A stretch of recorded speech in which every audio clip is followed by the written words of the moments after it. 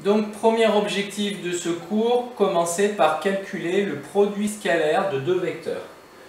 Alors, définition, si O, A et B sont trois points du plan avec O et A distincts et H le projeté orthogonal de B sur la droite OA, alors le produit scalaire du vecteur OA par le vecteur OB est défini par projection orthogonale OA scalaire OB égale OA scalaire OH. Alors là, il va falloir des explications. J'ai deux cas possibles. Donc le vecteur OA, il est ici, le vecteur OB, il est ici. Je vous rappelle, le projeté orthogonal, qu'est-ce que c'est? Le projeté orthogonal d'un point sur une droite, c'est le point d'intersection entre la perpendiculaire à la droite passant par ce point. Donc le projeté orthogonal de B sur la droite OA, je trace la droite perpendiculaire à OA qui passe par B, et c'est le point d'intersection entre cette droite et la droite OA, donc ici c'est le point H.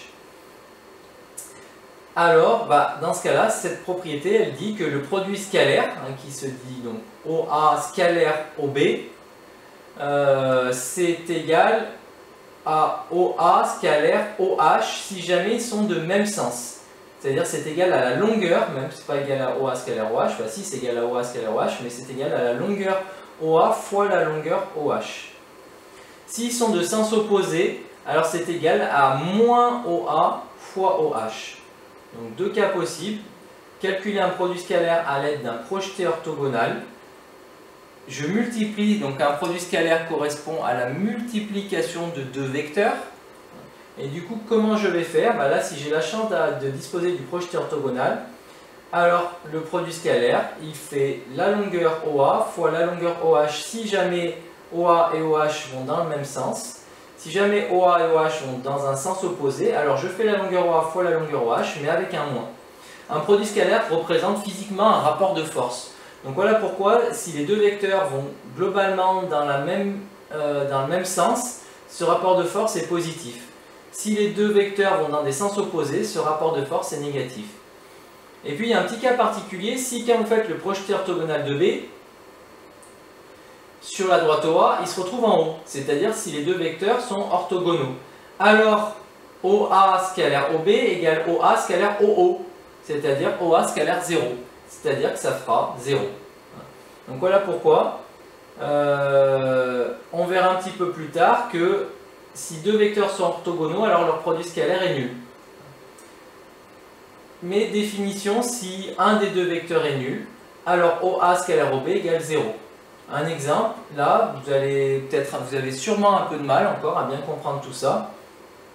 Donc un exemple, si vous avez ABCD un carré de centre O avec pour côté 4, si je veux faire AB scalaire AC, alors par projeté orthogonal, le projeté orthogonal de C sur AB, ça sera le point B.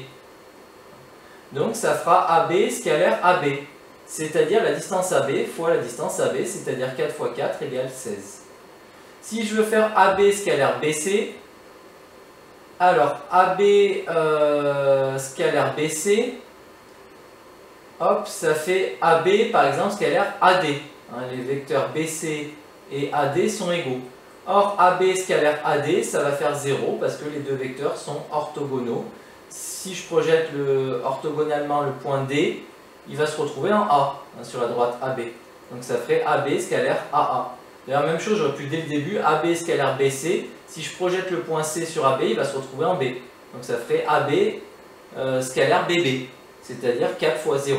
BB, c'est la distance, c'est une distance nulle. AB scalaire DO, qu'est-ce que ça ferait? AB scalaire DO, c'est égal à DC scalaire DO. Le vecteur AB est égal au vecteur DC, donc je peux le remplacer. Donc AB scalaire DO, ça fait DC scalaire DO. Mais en fait, si je projette orthogonalement le point O sur DC, il va se retrouver au milieu. Donc ça ferait DC fois la moitié de DC. Donc DC fois 1/2 de DC. C'est-à-dire 4 fois 2. Donc voilà comment, à l'aide de projeté orthogonal, dans des figures plutôt sympas, vous pourrez calculer facilement des produits scalaires. Le problème, c'est que toutes les figures ne vont pas forcément être sympas. Donc il va falloir d'autres formules pour pouvoir déterminer le produit scalaire. Une formule importante, voire capitale, Si vous avez U et V, deux vecteurs non nuls, alors formule de calcul du produit scalaire avec le cosinus, qui est la formule suivante. U scalaire V, c'est la norme de U, fois la norme de V, fois le cosinus qui sépare les vecteurs U et V. Peut-être un exemple tout de suite d'application de ça. Si vous avez le vecteur U qui est là, le vecteur V qui est là. Le vecteur U a pour norme, on va dire 4. Le vecteur V a pour norme 3. Et ici, vous avez un angle, on va dire, de pi sur 3.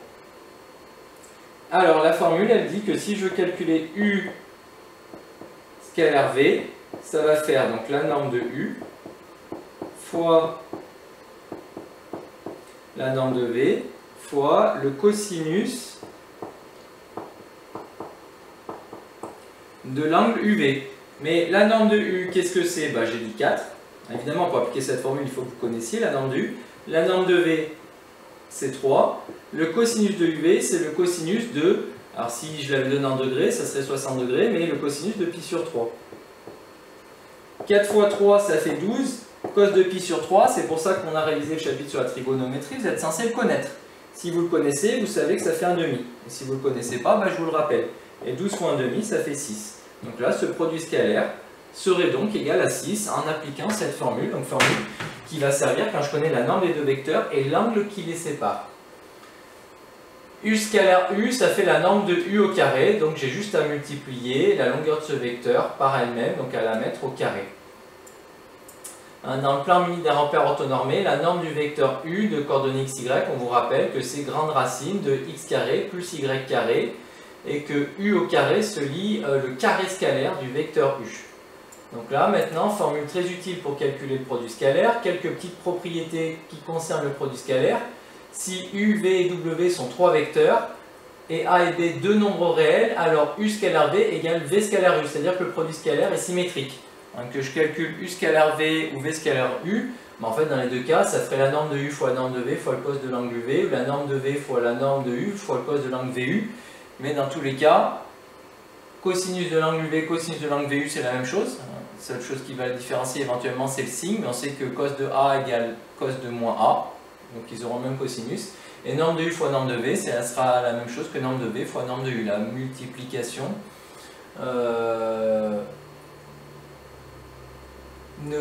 Conservant l'ordre, l'ordre n'ayant pas d'importance en ce qui concerne la multiplication. Ensuite, formule de compatibilité avec l'addition. U scalaire V plus W, ça fait U scalaire V plus U scalaire W. Ça marche un peu comme la distributivité du calcul algébrique. D'ailleurs, même chose pour le produit. A scalaire AU scalaire BV. Je peux prendre les deux réels A et B, les multiplier entre eux et multiplier ça par U scalaire V. Le produit scalaire est donc compatible avec le produit. Et enfin, identité remarquable, si vous voulez, du produit scalaire. U plus V le tout au carré, ça fait la norme de U plus la norme de V au carré, c'est-à-dire U carré plus V carré plus 2U scalaire V. Donc si vous voulez, c'est l'identité remarquable A plus B le tout au carré. U plus V le tout au carré, norme vecteur U au carré, plus vecteur V au carré, plus 2U scalaire V. Le produit scalaire est donc une forme dite bilinéaire symétrique. Enfin, dernière propriété de cette page, autre façon de calculer le produit scalaire en utilisant les coordonnées des vecteurs. Si vous avez la chance d'avoir les coordonnées du vecteur U, X, Y, d'avoir les coordonnées du vecteur V, X', Y', alors U scalaire V, c'est XX' plus Y'. Donc ça va faire un nombre réel, comme tous les autres produits scalaires, je ne l'ai pas précisé, mais le produit scalaire, ça donne un réel. Donc un exemple, vous allez voir que cette propriété est très sympa et très simple pour calculer un produit scalaire. Pour l'instant, ce n'est pas encore clair, mais si j'ai la chance d'avoir les coordonnées des vecteurs, U par exemple de coordonnées 6, moins 3, V de coordonnées 2, moins 1, alors le produit scalaire de U par V, c'est 6 fois 2, plus moins 3 fois moins 1. 6 fois 2, 12, moins 3 fois moins 1, 3, 12 plus 3, ça fait 15. Donc ça marche très facilement.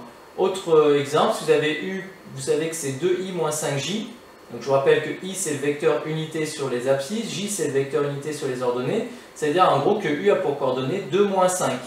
Si V égale I plus J, c'est-à-dire que V a pour coordonnées 1, 1. Donc coordonnées 2, moins 5, 1, 1. Donc le produit scalaire U par V c'est 2 fois 1 plus moins 5 fois 1. C'est-à-dire 2 moins 5, c'est-à-dire moins 3.